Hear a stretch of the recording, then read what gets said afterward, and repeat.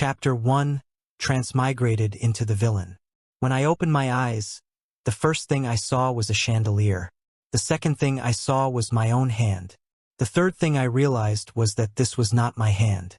It was larger, veins more pronounced, rings on 3 fingers, expensive watch, the kind of wrist that says, "I run 3 companies before breakfast and ruin lives before dinner." I sat up slowly.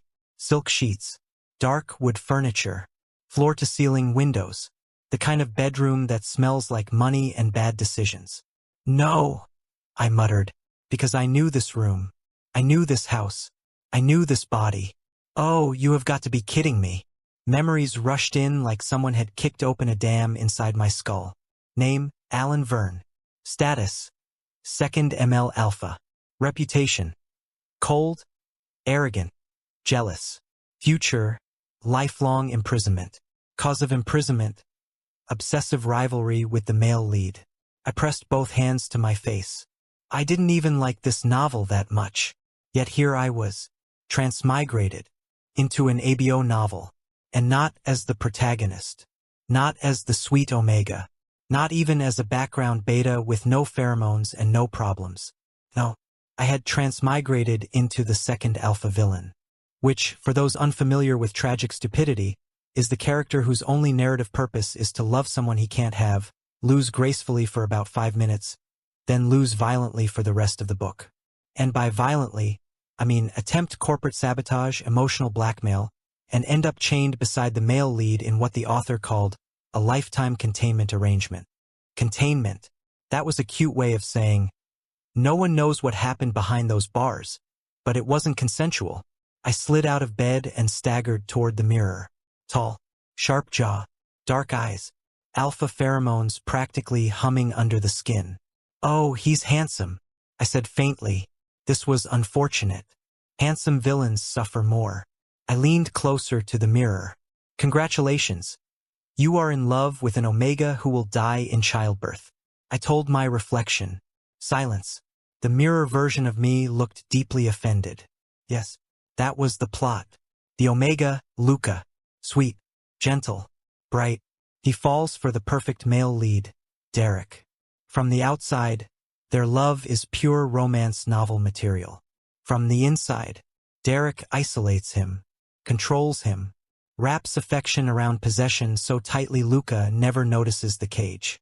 Meanwhile, this body's original owner, me, unfortunately, watches from the sidelines, heartbroken and furious. Jealousy festers. He turns vicious. He becomes the villain everyone expected. And at the end, Derek wins. Luca dies giving birth to Derek's child. And this body ends up imprisoned with Derek. Forever. I slapped the bathroom counter. Nope, absolutely not. I refused. I did not cross dimensions to participate in whatever emotional hostage situation this was. New plan. Step 1. Avoid Derek. Step 2. Do not fall in love with Luca. Step 3. Live a peaceful, wealthy alpha life and never get chained to anyone. Simple. I nodded to myself. Yes, strategic retreat. Very mature. Very stable. A knock sounded at the door. "Second young master?" "Mr. Hale is waiting downstairs." My spine went rigid. Mr. Hale. Derek. Of course he was. Because the universe has a sense of humor. I inhaled slowly. Alpha instincts in this body stirred automatically at the mention of his name. A flicker of something sharp. Competitive. Familiar. A residual obsession. How charming. I straightened my cuffs and walked downstairs. Derek stood in the foyer like he owned oxygen. Perfect posture. Tailored suit. Smile gentle enough to melt glaciers. Anyone who didn't know better would think he was kindness itself. I knew better. He looked up as I approached. "Alan, you're late," he said smoothly. His gaze lingered half a second too long. Evaluating. Measuring. In the original story, this is where I would sneer and start a passive-aggressive exchange about Luca. Instead, I smiled lazily. "Good morning, Derek. Did the sun rise early today? Or are you just unusually punctual?" A flicker. Brief. His eyes sharpened. "Interesting. I came to discuss about Luca," he continued. Of course you did. I leaned against the banister, casual. What's that have to do with me? Silence. That was not in the script. Derek tilted his head slightly. You're not concerned? Concerned? About the Omega I'm fated to lose, spiral over, and get imprisoned beside you for eternity? Not particularly. I trust Luca can make his own decisions, I replied lightly. Another pause. Something unreadable passed through his expression. He stepped closer. Alpha pheromones brushed against mine, subtle but deliberate. A test. The original Alan would have responded aggressively. My instincts flared. I suppressed them. You seem different today, Derek murmured. People grow. His gaze lingered, thoughtful now instead of dismissive. For the first time, I saw something shift behind his smile. Interest. That was worse. I straightened. Well, if that's all, I have work to do.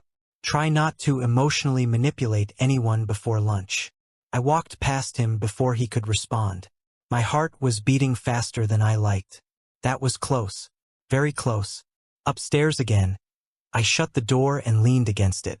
All right, we are not competing. We are not interfering. We are not loving. We are surviving. I told myself firmly. Somewhere in this city was Luca, still untouched by tragedy, still free. I exhaled slowly. Yes, I would withdraw from the plot. Let Derek chase his own shadow. Let Luca choose his own path. And I would stay far away from both of them. Because in the original novel, Alan the villain lost everything. This time, I refused to even enter the game. Chapter 2, The Sweet Omega. I had a plan. A solid, mature, extremely rational plan. Avoid Derek. Avoid Luca. Avoid imprisonment. Simple. The universe, however, is a shameless gossip who loves drama. I met Luca 3 days later. By accident. Which is to say, fate shoved us together and then pretended it wasn't involved. I had stopped by a cafe near the university. Neutral territory. Public. Safe. No emotional catastrophes scheduled. I was halfway through judging the foam art on my coffee when someone crashed into my table. Not bumped. Crashed. My cup tipped. The saucer rattled. I reached out automatically and grabbed the person's wrist before they could fall. Warm skin. Slim frame. Soft scent. Not cloying. Not overwhelming. Just clean and faintly sweet. Like fresh linen dried in sunlight. Omega. I looked up. And froze. Luca. Of course it was Luca. Large, startled eyes blinked at me. I'm so sorry. I wasn't looking. I didn't spill it on you, did I? His voice was gentle but not weak. Clear. Steady. Not the trembling stereotype I had prepared myself for. I had expected someone fragile. Timid. The kind of Omega who apologizes for existing. Instead, he was already reaching for napkins to clean my table. It was my fault, he insisted. I turned too quickly. You collided with a stationary object, I said solemnly. That object being me. I should apologize for standing so aggressively. He blinked. Then, unexpectedly, he laughed. Bright, unrestrained. My heart did something traitorous and unnecessary. Danger. I released his wrist immediately. You're Alan, right? We've met at a few events. With Derek? He asked. The devil's name enters early. Yes, I replied smoothly. Luca smiled again. Derek said you don't like me very much. I nearly inhaled my own tongue. He said what? Luca tilted his head. He said you think I'm naive. I stared at him. Oh, Derek. Subtle. Very subtle. Planting the idea that I disliked him. Preemptive isolation. Establishing narrative control before I even opened my mouth. I forced a relaxed expression. And what do you think? I asked. Luca considered me for a moment. I think you look like someone who doesn't smile often. But that doesn't mean you're unkind. That was not the line of a naive Omega. That was observation. I leaned back in my chair. Careful. Complimenting alphas in public can cause territorial incidents. He smiled faintly. Are you territorial? I paused. The original Alan would have said yes. Would have leaned in. Would have let instinct flare. Instead, I shrugged. Only about parking spaces. He laughed again. This was bad. He was normal, not fragile, not foolish, just sincere. We talked about university projects, about a research grant he was applying for, about how he hated when people assumed Omegas needed help carrying books. I can lift things, I just don't like lifting egos, he said mildly. I almost choked on my coffee. So this was the sweet Omega. Not weak, just kind. That was worse. Kind people in tragic novels suffer the most. A shadow fell over our table. I didn't need to look up. My skin already recognized the shift in air pressure. Derek. Luca. I've been looking for you, he said warmly. Luca brightened. Derek. I didn't know you were coming. Of course he didn't. Derek's gaze flicked to me briefly. Measured. Pleasant. Calculating. I didn't want you walking back alone. You know how crowded it gets. Derek continued smoothly. Crowded. In broad daylight. In a campus cafe. Yes. Very dangerous. Luca hesitated slightly. I was just talking with Alan. Derek's smile didn't falter. Of course. But his hand settled at Luca's lower back. Light. Guiding. Possessive enough to mark territory without looking crude. Red flag number 1. I'll drive you, Derek added. I can take the bus, Luca replied gently. Red flag number 2. I'd feel better if I drove you, Derek corrected softly. Not I want to. I feel better. Responsibility shifted. Luca's expression flickered. Brief uncertainty. There it is. Testing obedience. Would he yield? Would he prioritize Derek's comfort over his own independence? In the original timeline, this is where the slow isolation began. Small concessions. Small dependencies. I stood up, stretching lazily. Well, I won't interrupt your heroic rescue mission, Luca. Good luck with your grant application. Send it even if they reject you once, I said lightly. Luca blinked. You remember? I listen, I replied. Derek's eyes sharpened slightly. Just a fraction. Interesting.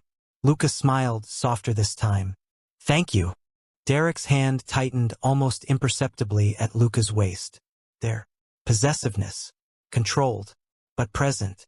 I stepped away before my instincts reacted. Because they wanted to. Alpha instincts don't enjoy being edged out. And I refused to start a territorial war in a cafe. As they walked toward the door, I noticed something else.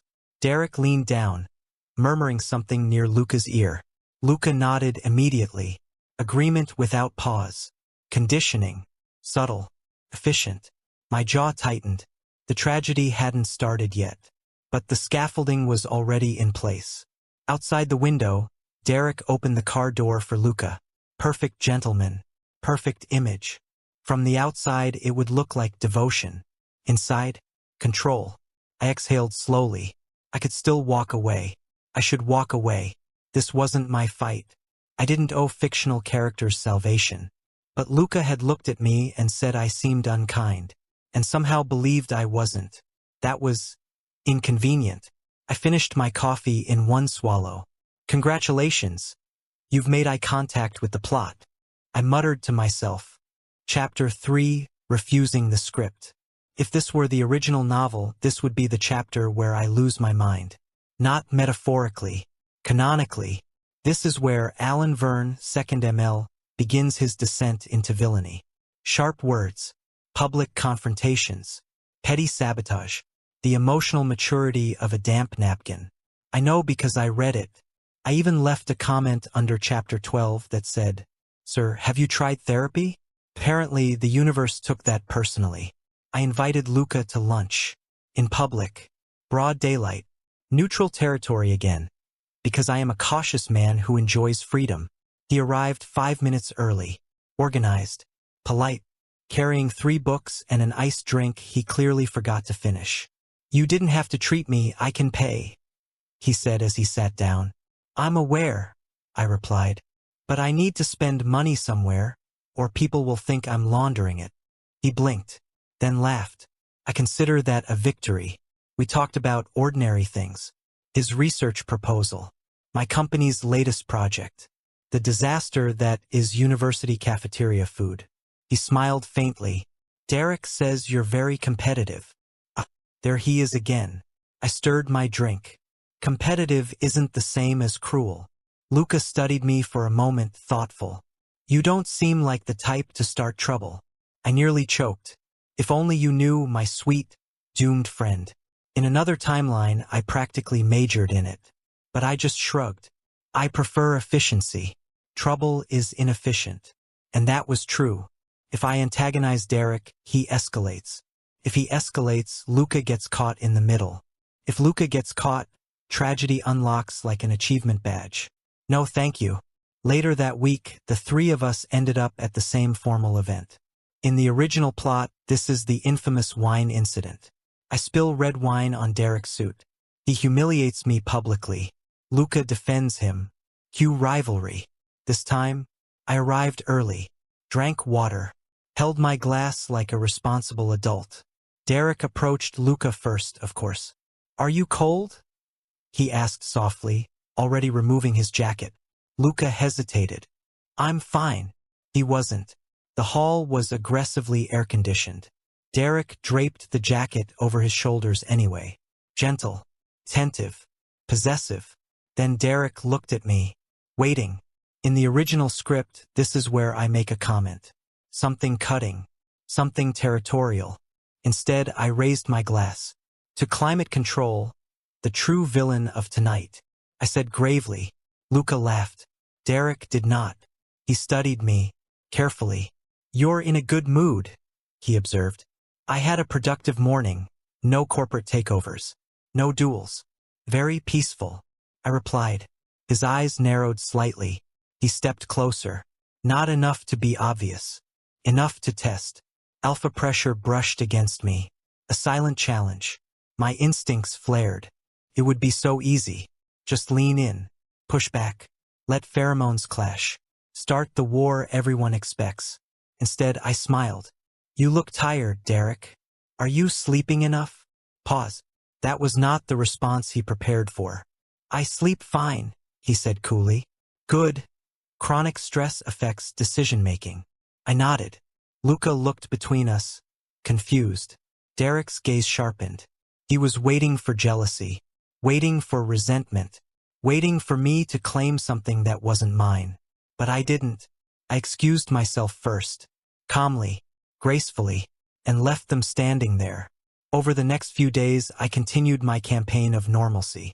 Coffee with Luca, casual conversations, encouraging him to submit his grant application without asking Derek's opinion first. You don't need approval to apply, I told him. I know. It's just easier when someone supports you. Luca said softly. Support, not permission. There's a difference. And Derek often blurred it. One afternoon, I found Derek waiting outside my office. He leaned against the wall like he owned the building, which technically he partially did. You're spending a lot of time with Luca, he said, accusation wrapped in silk. I enjoy intelligent company, I replied. His jaw tightened slightly. Is it? Or isn't this about your love, Alan? No. What? Because in the original timeline, competing led to chains and psychological horror. But I smiled lightly instead. Because Luca can choose for himself. I don't want to fight with you for his decision. I'm not that deep in love. Silence. That landed. Derek's eyes darkened. He had built an entire narrative around me being obsessed. Predictable. Easy to counter. But calm? Calm is unpredictable. And unpredictability unsettles men who rely on control. As he walked away, I realized something important. By refusing the script, I wasn't just protecting Luca. I was destabilizing Derek. He expected a rival. He got composure. He expected jealousy. He got indifference. And that bothered him more than open hostility ever could. Chapter 4: A Shift in Gravity. There is a very delicate difference between minding your business and strategically inserting yourself into someone else's business for their own good. I naturally excel at the second. I didn't declare war on Derek. That would be dramatic. Instead, I did something far more dangerous. I became useful. It started with something small. Luca was staring at his laptop in the campus library like it had personally offended him. I dropped into the seat across from him without invitation. If you glare at it any harder, the screen might file a complaint. He sighed. They want revisions on my proposal. Ah, academic betrayal. Classic. He huffed a small laugh but didn't look up. In the original, I stopped myself. Wrong universe. In my experience, revisions mean they're interested. He blinked at me. You think so? I know so. Rejection emails are shorter, crueler, sometimes passive-aggressive. That earned me a real smile. He turned the screen toward me. They want me to expand the independent research section. Then expand it, I said simply. Luca hesitated. Derek thinks I should focus on joint projects first. Build stability. There it is. Stability. Another elegant word for dependence. I leaned back in my chair.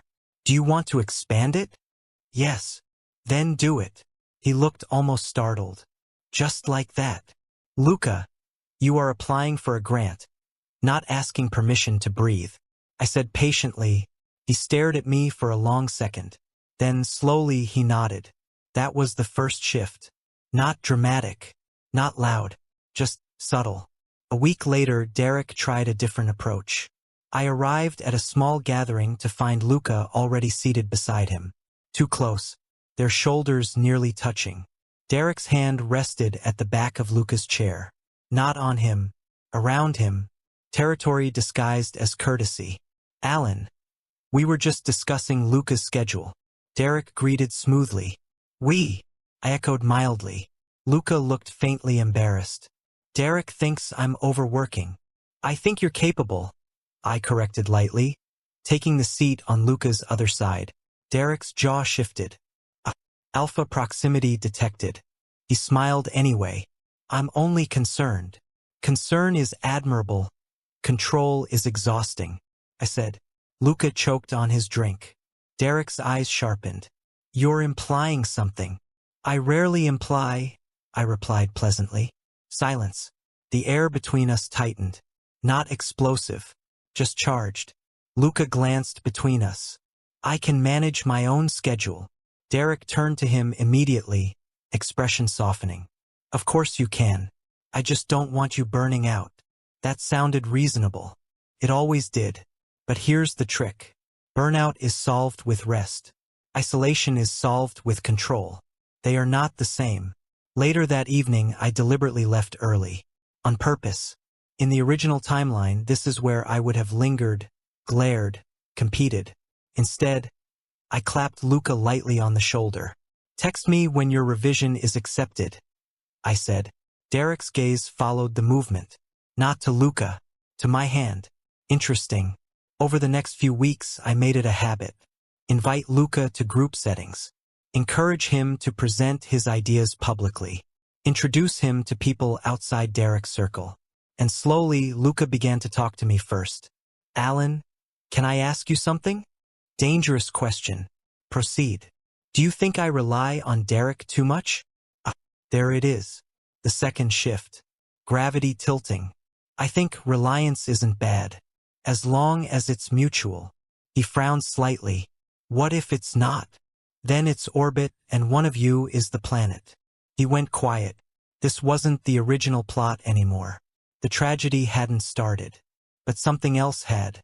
Luca was thinking, questioning, leaning, not toward dependence, toward awareness. And Derek? He was no longer confident in his orbit. The balance had shifted.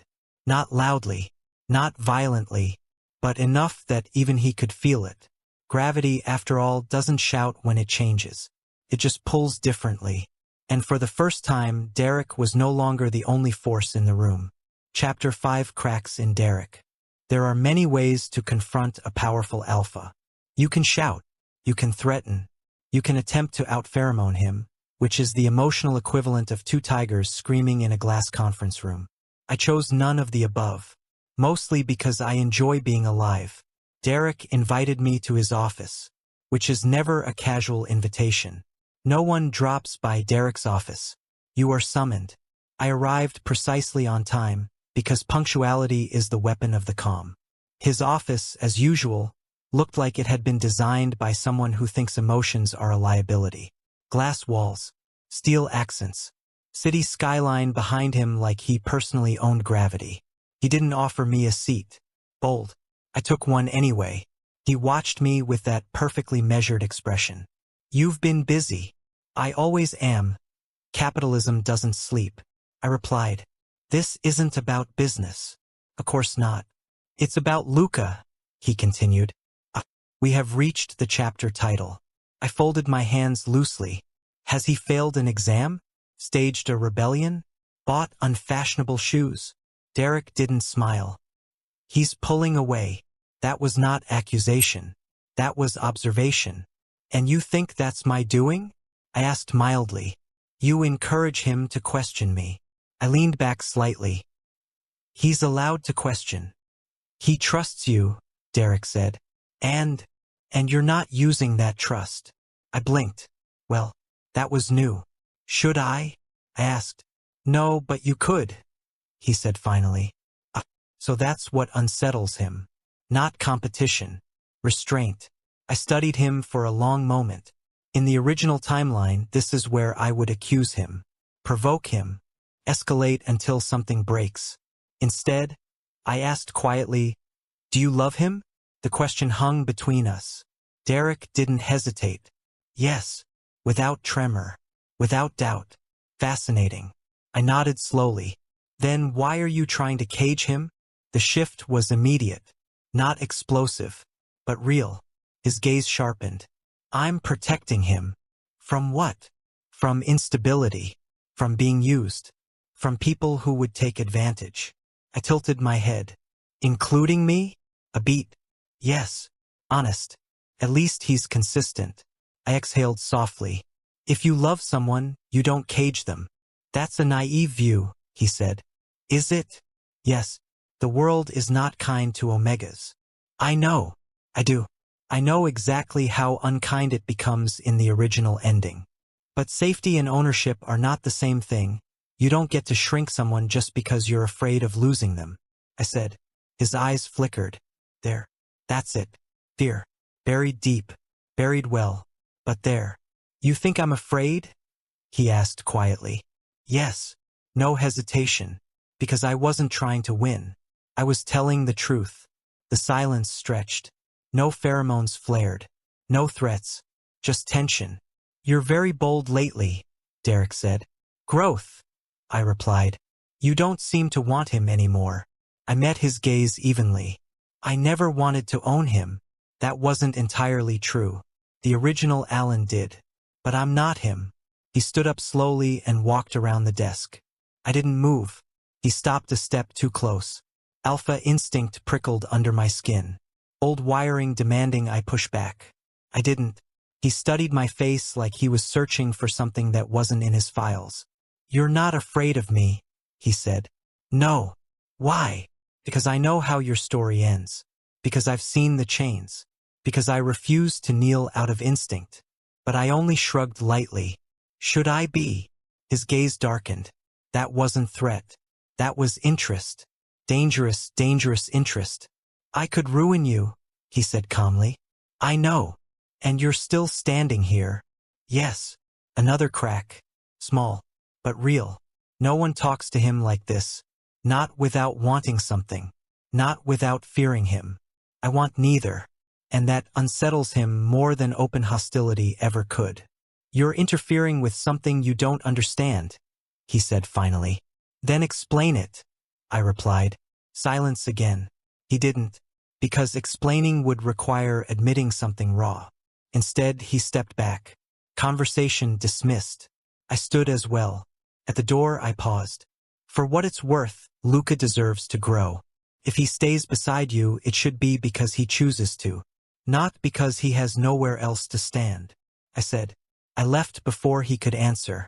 Now I have the distinct feeling that I may have just stepped into a far more dangerous orbit. Chapter 6. The Almost Tragedy. There are certain dates in a doomed novel that feel like national disasters. You know they're coming. You know something will explode. You just don't know how many casualties there will be. Tonight was one of those dates. In the original plot, this is the confession scene. Derek Hale confesses to Luca in front of half the university and several influential donors. Public. Impressive. Impossible to refuse without social suicide. Luca says yes. Cue slow descent into emotional captivity. I knew the choreography, the lighting, the timing, the way Derek positions himself just close enough to be intimate but not invasive. The tone of voice engineered to sound vulnerable. If manipulation had a masterclass, Derek would teach it. So naturally, I attended. Not because I enjoy suffering, because I prefer preventing it. The event was held in the university's grand hall. Chandeliers. String quartet. Too many alphas pretending they don't care about optics. I found Luca near the balcony, staring at the city lights. Nervous? I asked, appearing beside him like a morally ambiguous spirit. He startled slightly. Alan, you're quiet. I try. People appreciate silence more than advice. He gave me a faint smile, but his fingers were tense around his glass. You know he's going to say something tonight, Luca said softly. So he knows. That depends. Do you want him to? I replied. Luca didn't answer immediately. In the original timeline, he would have blushed here. Looked down. Whispered something about gratitude and destiny. Instead, he said, I don't know. Progress. Not knowing is allowed, despite what dramatic men with microphones might imply. I said. He huffed a laugh. I care about him. He's always there when I need help, Luca admitted. Yes, he is very efficient at being needed. I agreed calmly. Luca glanced at me, brow furrowed. That's not an insult. It's an observation. I added. He leaned against the railing. Sometimes I feel like I can't disappoint him. Why? I asked gently. Because he's done so much for me. And what have you done for him? Luca blinked. What? Support goes both ways. If you're afraid to say no, that's not balance. That's obligation, I said. The music inside swelled slightly. I checked the time. 3 minutes until the confession window. Luca exhaled slowly. If he asks me to be with him, I don't want to hurt him. I looked at him directly. But don't answer for him. He frowned. What does that mean? It means, answer for yourself. I said quietly. Before he could respond, the lights dimmed. Right on schedule. Derek stepped onto the small stage near the center of the hall. Confident. Controlled. Every eye drawn to him like gravity itself had filed paperwork. He spoke briefly about collaboration, about trust, about building futures together. Classic. Then, Luca, he said, voice carrying easily across the room. There's someone I'd like to thank properly. Here we go. Whispers.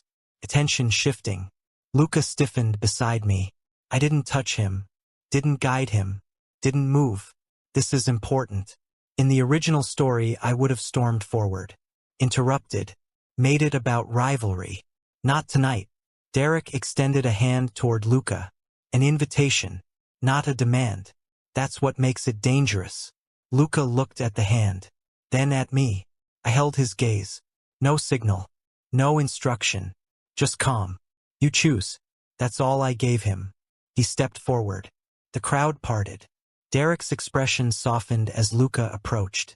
He took Luca's hand gently. I've admired your strength, your intelligence, your kindness. I want to stand beside you openly, not just as a supporter, but as your partner. Beautifully delivered. Applause already building in anticipation. In the original timeline, Luca says yes here. Overwhelmed. Swept away by the scale of it. This time, he hesitated. Just a second. But Derek felt it. I saw the shift in his eyes. Luca, Derek prompted softly. Luca swallowed. I appreciate you, he said carefully. You've helped me a lot. The applause faltered slightly. But, Luca continued, voice steadier now. I need to make sure I'm choosing this because I want it, not because I feel like I owe you. Silence. Sharp. Sudden. The string quartet did not know what to do with that. Derek's grip tightened subtly around Luca's hand. Of course you want it, we work well together, he said gently. Yes, we do. But I need time. Luca agreed. There it is. Time.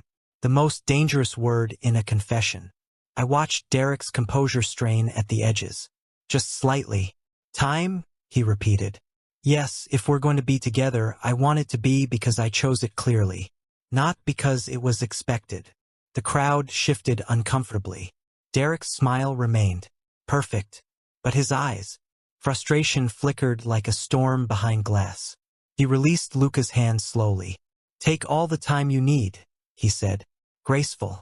Impeccable. Infuriatingly controlled. The applause resumed. Awkward but polite. The music picked back up. The disaster didn't happen.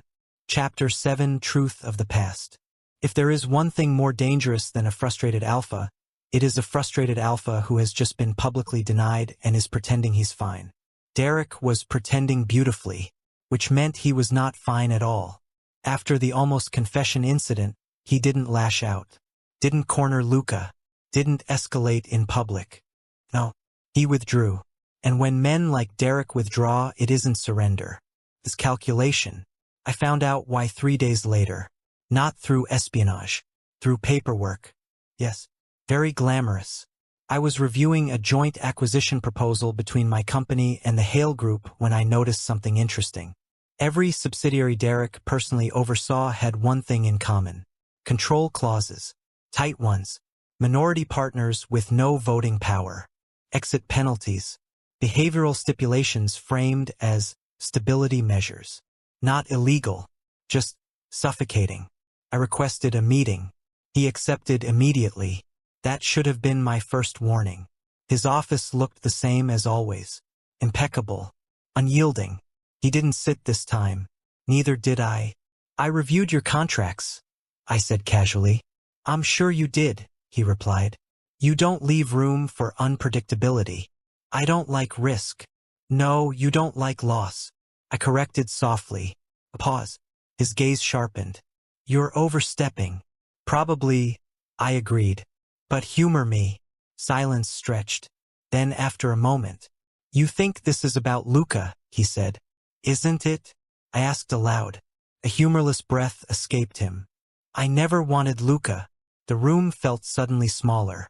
Then why? I demanded before I could stop myself. He stepped closer. Not aggressively. Deliberately. I wanted you to look at me. Everything in me went still. What? You were always watching him, protecting him, choosing him. Derek continued, voice steady but tight beneath the surface. The world tilted slightly. In the original timeline, Alan loved Luca. Derek knew. And instead of approaching Alan, he targeted Luca. You used him? I asked slowly. Yes. No denial. No softening. I made him fall for me. I made him depend on me. I made sure you saw it. Derek continued. A cold realization crept up my spine. You were provoking me. I was securing you. The pieces snapped together with sickening clarity. Original timeline. My predecessor grows jealous. Escalates. Competes. Derek counters every move. Pushes harder. Until imprisonment. Not just punishment. Possession. In the end, he had Alan, the one he truly desired. Chained. Contained. Beside him. Readers thought it was rivalry gone wrong. They never knew. This was the truth. You love me? I asked slowly. I do. My pulse stumbled. But I'm an alpha. Yes, you're an alpha, that's why. If I can't have you, I won't let anyone else take you. He continued. So he chose strategy instead. Control instead. If he couldn't win me directly, he would destabilize me, break me, make me dependent, and in the end, keep me, no matter the cost. Luca was collateral. A pawn. A mirror. Revenge disguised as romance. The silence between us now wasn't charged. It was heavy. Ugly. You think this is love? I asked. His voice dropped. I didn't know another way. There it is. Control equals safety. Possession equals devotion. Win at any cost. I stepped closer. Not to challenge. To confront. I never wanted Luca. I wanted you. The room felt too small for that confession. Too honest. Too late. I swallowed slowly. So what now? I asked. His eyes searched mine. Uncertain. For the first time since I've known him, truly uncertain. That depends, he said quietly. On what? On whether you're going to refuse me or not. There it is. The real question. Because now I know the truth. Now I understand the monster. And monsters, when understood, are either tamed, or they devour you anyway.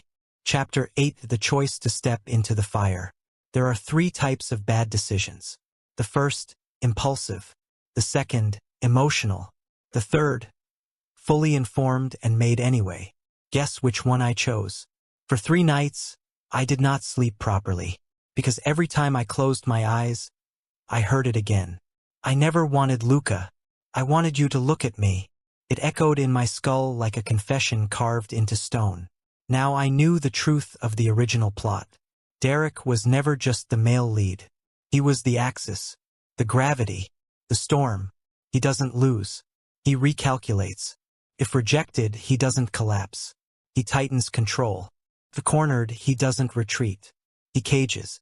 And in the original timeline, when jealousy finally pushed me into open war, he won. Luca died, and I ended up chained beside him. Not as a rival, as possession. I sat at my desk and pressed my fingers to my temple, because now I understood something terrifying. If I reject him outright, if I expose him, if I push him too far, Luca becomes collateral damage, and I become prey. No, if I want to stop the monster, I have to step into its mouth willingly, strategically, which is how I found myself requesting a private meeting. Again, Derek agreed instantly. Of course he did. When I entered his office this time, he didn't pretend indifference. He was waiting, watching, measuring. You came to me, he said quietly. Yes, if you want me, then learn how to keep me, I said. His expression shifted, darkened. Keep you? He repeated. Yes, you don't get to control me. You don't get to isolate me.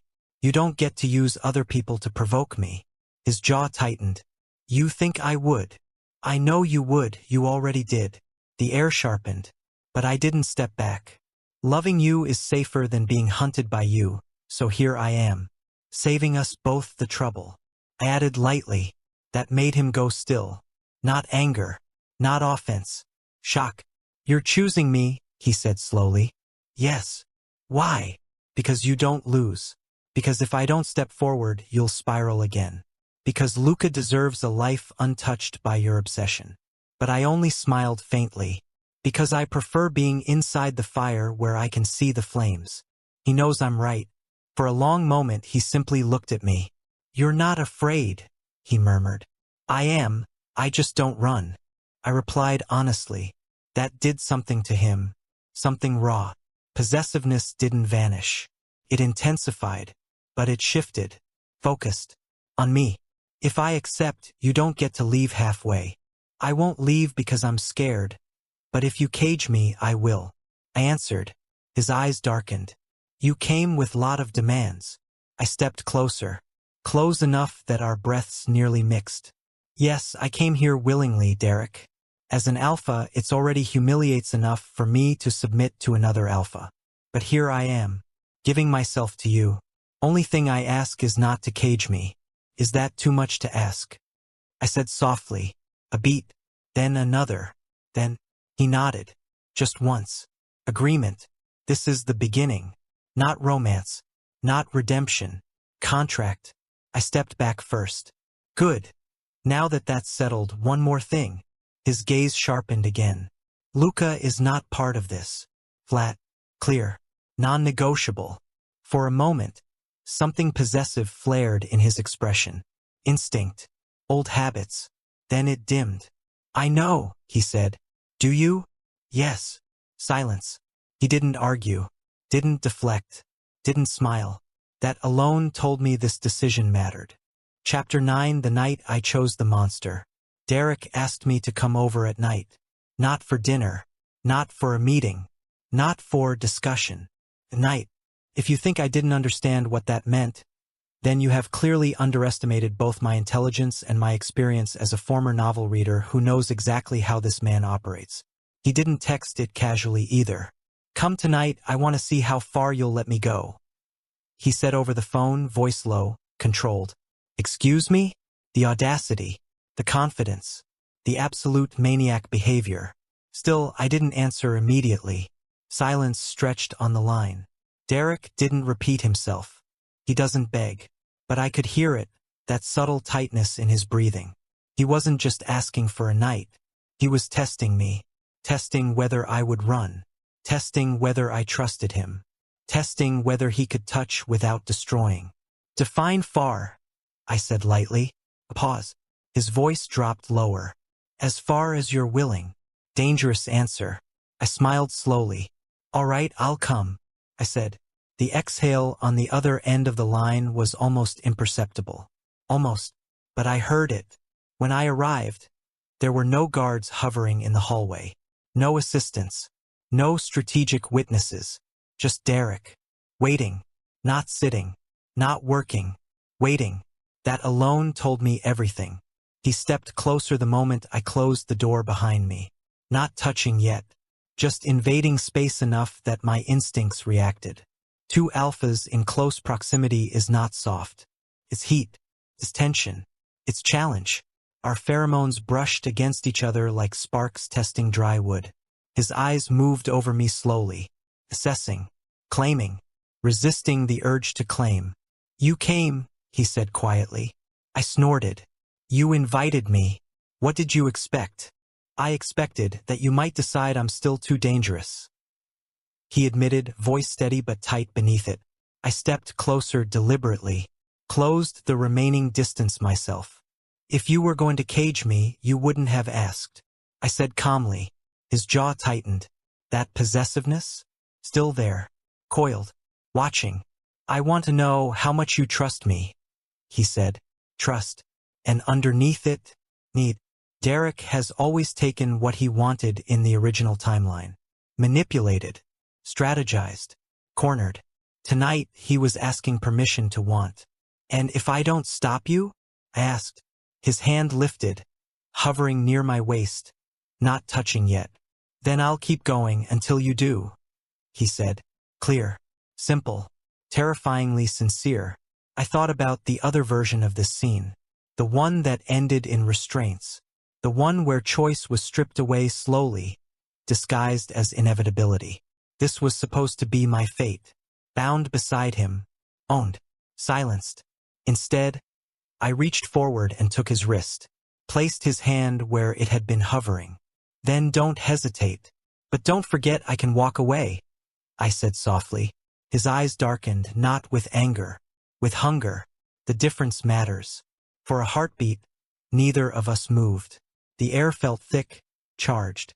Our pheromones tangled, pushing and pulling like invisible currents.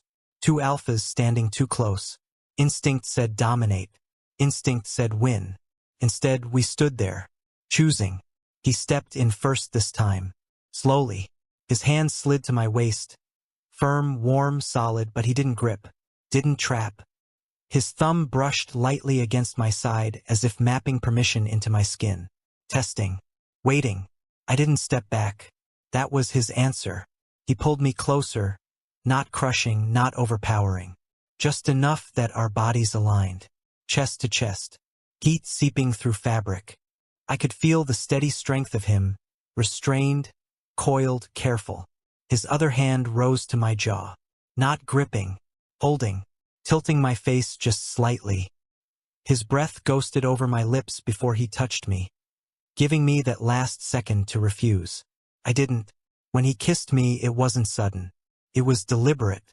A slow press of lips, warm, controlled, like he was asking without words. I answered by leaning in. That was all it took. The kiss deepened, not with force, but with heat. His hand tightened at my waist, pulling me flush against him. My fingers slid into his hair without thinking, tugging just enough to draw a quiet sound from his throat. There it is. Not control. Need. His mouth moved more insistently now, still careful, but less restrained. The kind of kiss that tests boundaries without crossing them. His thumb traced a slow line along my side, up my back, feeling muscle tension, the fact that I wasn't yielding. I pushed back, not away, against. Let him feel that I was equal in this, that if he burned, I burned too. A low breath escaped him when I turned the angle of the kiss, when I pressed him half a step backward instead. His grip flexed instinctively, alpha instinct flashing, and for a split second the air sharpened. Then he stilled, waiting, always waiting now. I let my hand slide down from his hair to his shoulder, then across his chest. Slow, intentional, feeling the way his breathing hitched under my palm. Good. Let him feel it. His hand drifted lower along my back, stopping at my hip. Not squeezing, just resting there. A silent question. I answered by closing the distance again, by kissing him deeper, slower, letting him know he didn't need to hold back as long as he held on to himself. This time there were no chains, no cold stone floor, no hands forced into compliance. Only heat that built because I allowed it. Only fingers that explored because I didn't stop them. Only an alpha who could overpower me, and chose not to. He broke the kiss first, barely. Forehead resting against mine, breath uneven. And when he kissed me again, it wasn't to test. It was to feel. A monster asking how far I would let him go. And for the first time in either lifetime, I was the one deciding. Chapter 10: The Alpha Who Chooses to Kneel. There comes a point in taming a monster when you realize something crucial. You don't break him. You make him choose to kneel. Voluntarily. Yes, yes. Dramatic. I hear myself. But emotional survival is still survival. Derek hasn't softened into something unrecognizable. Let's be clear. He's still intense. Still carries himself like the air rearranges when he walks through it. Still has that alpha pressure in his gaze that makes lesser men rethink their life choices. The difference? He asks now. He waits. He looks at me like I am not prey, not property, not conquest, but a decision. Meanwhile, Luca is thriving, radiant, independent. The other day I saw him laughing with classmates. Sunlight hitting his hair, completely unburdened. No shadow at his back. No invisible leash. If this were a drama, that would have been the cue for emotional music. Instead, I just thought, good. Stay happy. Far away from my hurricane. Because Derek is still a hurricane. Just a contained one. The real test came quietly. No grand confrontation. No dramatic confession. Just tension. We were alone.